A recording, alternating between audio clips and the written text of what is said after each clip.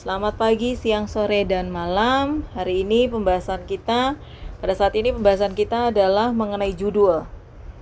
Untuk penulisan karya ilmiah mahasiswa, untuk tugas akhir, proposal, atau tugas akhir atau karya mereka, tugas-tugas di sekolah, pasti selalu berelasi dengan judul atau tema dari penulisannya. Nah, yang jadi masalah adalah kenapa judul saya tidak di ACC, kenapa judul saya di ACC. Ada yang bilang karena katanya dosennya selektif, ada yang bilang karena dosennya ada feeling, ada nggak suka sama saya. Sebagai seorang dosen itu kita mengabaikan itu semua karena yang kami pikirkan adalah bagaimana Anda memilih judul itu sesuai.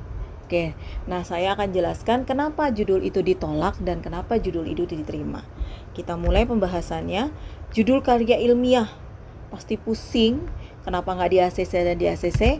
Maka kita bahas. Yang akan dibahas adalah judul ditolak, judul diterima, dan tipsnya. Sangat simpel. Judul ditolak. Kenapa judul itu ditolak? Ada 8 alasan. Ya, 1, latar belakangnya nggak jelas. Asumsinya apa? Ketika ditanya, kenapa ngambil judul ini? Saya maunya begini. Kenapa judulnya begini? Karena saya begini. Nah, karena saya dan saya. Tidak ada penulisan dari karena observasi atau karena dari mengangkat tema yang sedang tren. Masalah ditanya, nggak tahu. Solusinya apa? Nggak tahu. Jadi nggak tahu kenapa ngambil judul itu aja siswanya. Yang kedua, tidak sesuai dengan bidang ilmunya, itu pasti kami tolak. Jadi misalnya kalian dari bidang teknologi seperti saya misalnya dari sistem informasi. Ketika sistem informasi mau mengambil mengenai judul tugas akhirnya adalah mengenai ekonomi, ya itu udah beda jalur.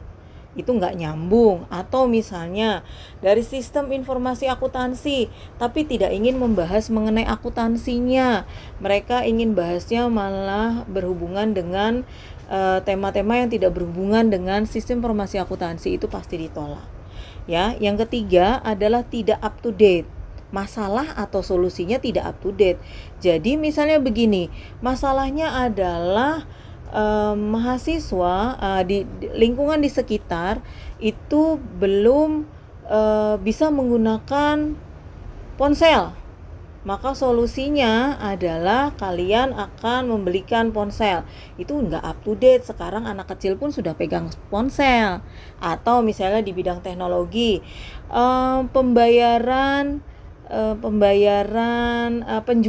penjualan kita menjual untuk di toko. Tapi kita solusinya toko-toko di warung atau toko-toko di pasar. Kita solusinya apa? Tokonya kita bikin aplikasi penjualan berbasis desktop. Lah kalau di pasar dikasih desktop harus pakai PC dan segala macam, memang nggak repot. Kenapa nggak dibikin berbasis online? Nah itu pasti ditolak judulnya. Yang keempat pasti bertentangan dengan hukum. Ada data-data kenegaraan yang nggak bisa dipakai, tapi kalian coba paksa untuk dipublish. Ingat bahwa karya ilmiah harus dipublish, maka tidak boleh.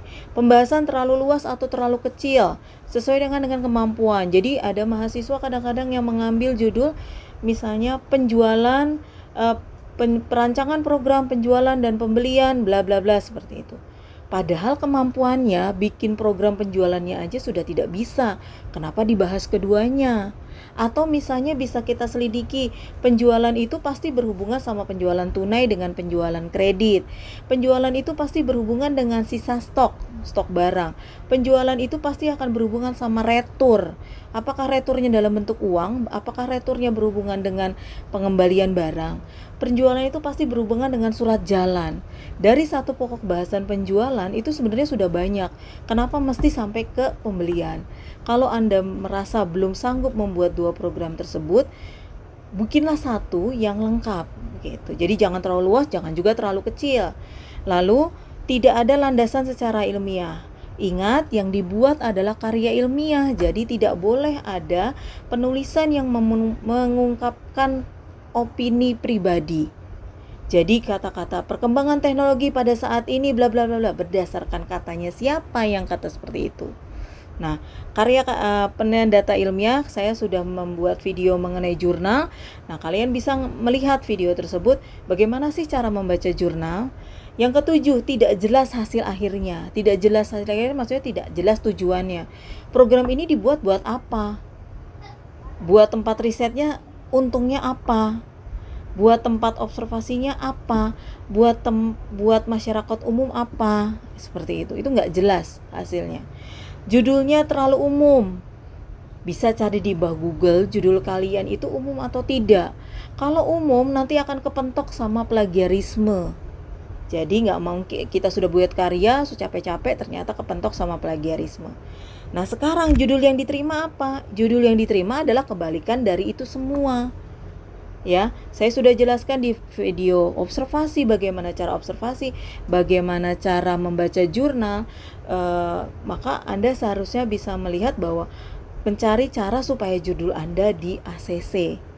Ya. Lalu tipsnya, terapkan informasi yang ada di video pembahasan observasi dan video membaca karya ilmiah. Kalau itu sudah kalian pegang dan kalian terapkan, saya yakin si pembimbing kalian itu pasti akan meng-ACC karena kalian sudah melakukan observasi secara ilmiah, ada bukti-buktinya dan lain sebagainya. Yang kedua, pegang seluruh bukti, buktikan, bawa kepada dosen pembimbing. Jadi bukan kata saya, kata dia ada di sini, tapi kalian bawa, tunjukkan pada saat kalian bimbingan, karena ini perlu juga pada saat sidang. Lalu yang ketiga, yakin dengan argumennya. Ini nomor 3 yang paling susah. Mahasiswa ketika melakukan riset tidak melakukan pencatatan. Seperti di observasi saya bilang catat dan catat. Ketika diargumen oleh pembimbingnya, itu dia langsung ragu. Bener nggak ya Bu ya? Seperti ini, kayaknya seperti ini. Kata kayaknya berarti Anda masih belum yakin dengan argumen kalian. Jadi itu tipsnya supaya judul bisa di ACC ketika melakukan konsultasi kepada dosen pembimbing. Saya kira cukup sekian. Mudah-mudahan videonya jelas mengenai judul oke atau tidak, bisa diterapkan supaya judul kalian bisa di ACC dan cepat maju ke bab-bab berikutnya. Terima kasih, selamat malam.